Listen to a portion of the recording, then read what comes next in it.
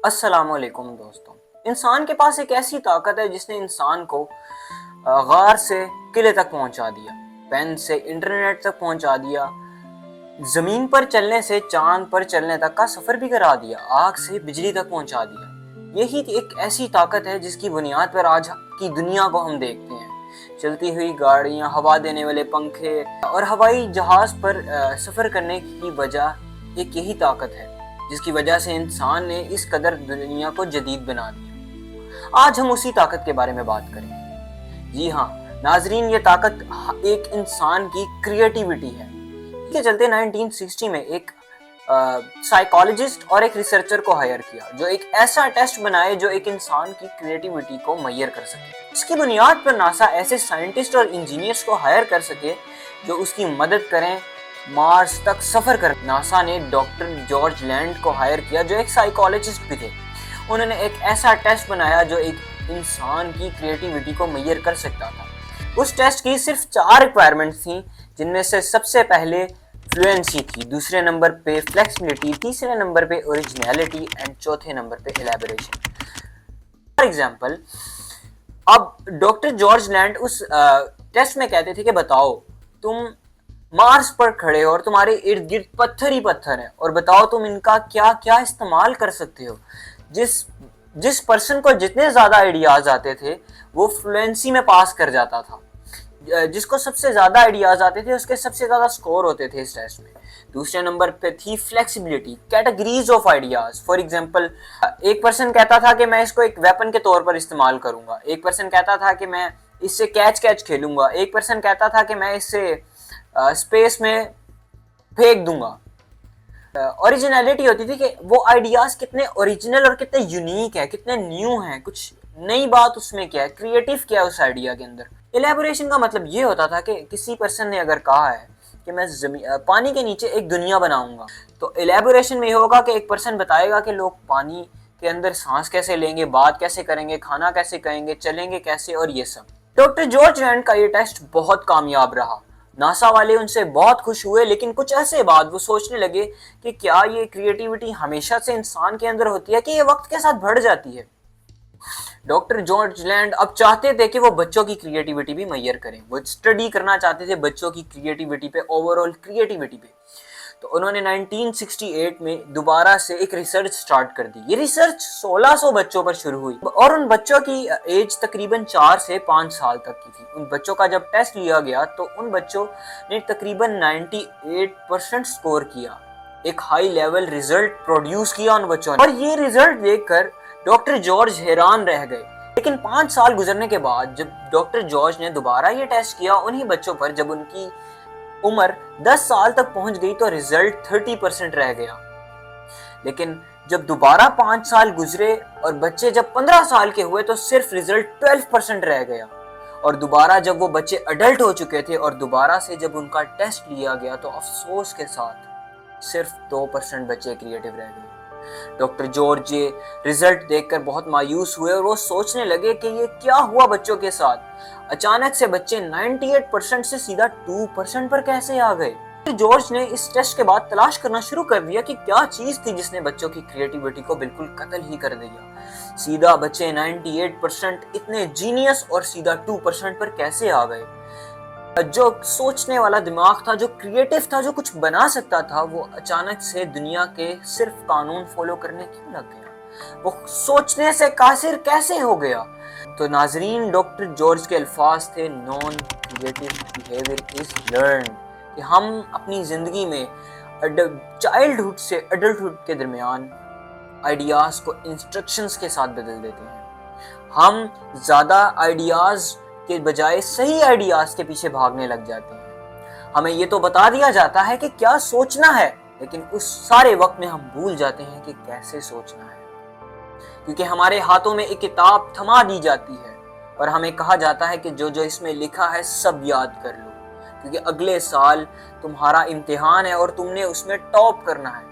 हम लोग क्रिएटिव होते हैं, हम कुछ सोच सकते हैं, हम कुछ कर सकते हैं, लेकिन जब हम खुद को पूरी तरह उस किताब में कैद करके सिर्फ याद करने में अपनी पूरी एनर्जी लगा देते हैं, पूरा टाइम लगा देते हैं, तो जब हम अडल्ट ہو کر اس انسٹیٹیوشن سے نکلتے ہیں تو ہماری صلاحیت جو ہمیں ایک بہترین انسان، جو ہمیں اشرف المخلوق بناتی ہے، وہ کہیں غائب ہو جاتی ہے، کہیں گم ہو جاتی ہے۔ دی ایجوکیشن سسٹم، ہماری ناکامی یہ ہے کہ ہمارے یہاں پر اس بیس پر کسی بچے کو جج نہیں کیا جاتا کہ وہ کتنا اچھا سمجھتا ہے، وہ کتنا اچھا سمجھا سکتا ہے، وہ کتنا اچھا بول سکتا ہے، وہ کتنا اچھا کر سکتا ہے، لیکن اسٹوڈنٹ کو صرف ایک بیس پر جج کیا جاتا ہے، وہ کتنا اچھا لکھ سکتا ہے، وہ کتنا اچھا یاد کر سکتا ہے۔ ہماری کلاسز میں صرف ایک بچہ جو سب سے اچھا یاد کر سکتا ہے اس کو سب سے زیادہ لائک کہہ دیا جاتا ہے۔ آپ میری بات کو غور سے سنیں، ہمارے دماغ کا جو حصہ ہے جو میمورائز کرنے کے لیے استعمال، جو ہماری نالج کو رکھتا ہے، وہ ہپو کیمپس ہے،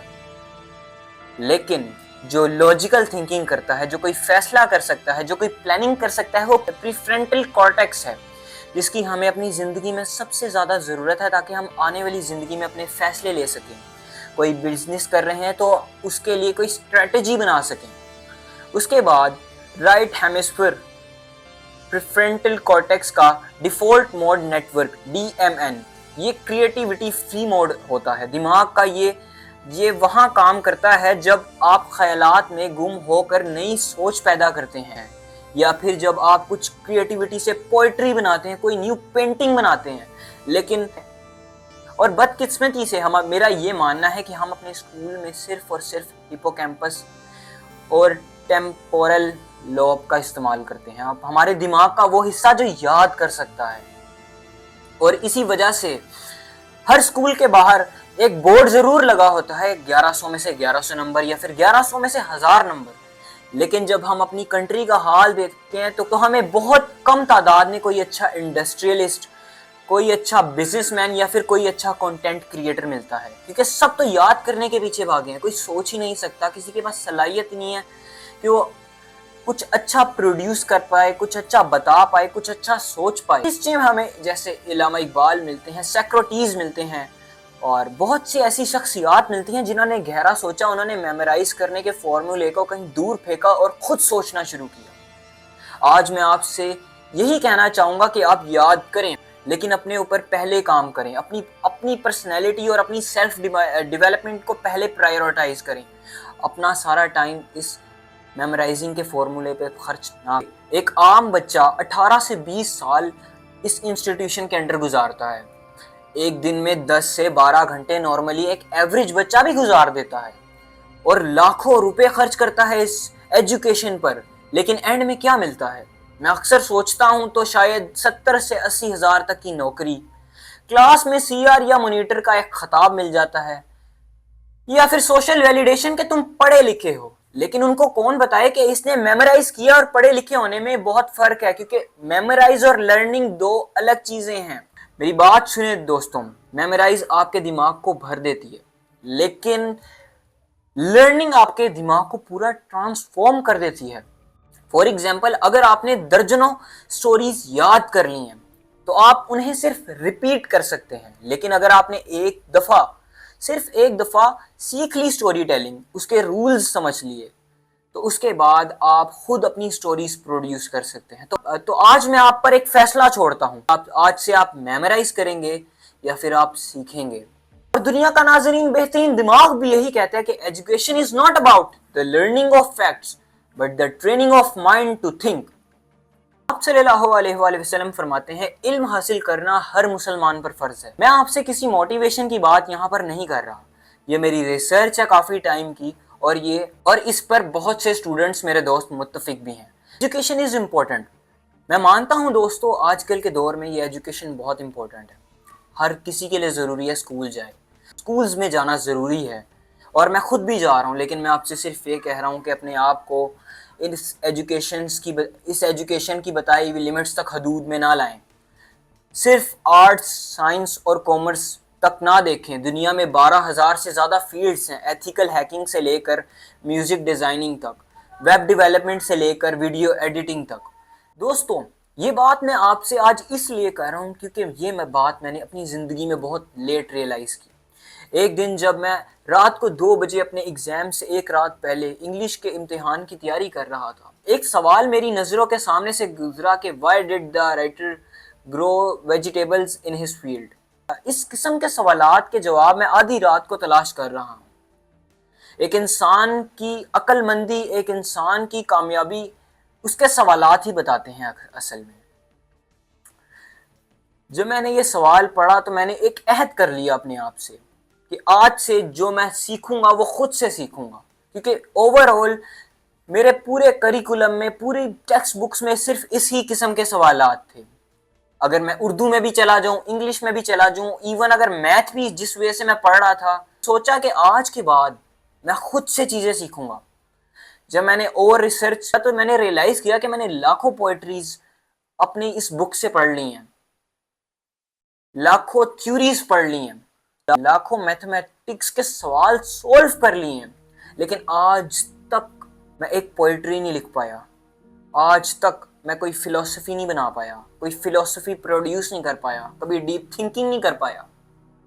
اس کے بعد میں نے فیصلہ کر لیا کہ آج کے بعد میں خود پہ خود ہی کام کروں گا، کیونکہ یہ آؤٹ ڈیٹڈ بکس، جی ہاں میں یہی کہوں گا کہ یہ 20-30 سال پرانی بکس مجھے نہیں بتا سکتی کہ میں کتنا ذہین ہوں، میرا فیوچر ڈیسائیڈ نہیں کر سکتی ہیں کتابیں، ان کو بدلنے کی ضرورت ہے۔ 100 سال پہلے بھی جس طریقے سے ہمیں پڑھایا جا رہا تھا، آج بھی اسی طریقے سے پڑھایا جا رہا ہے۔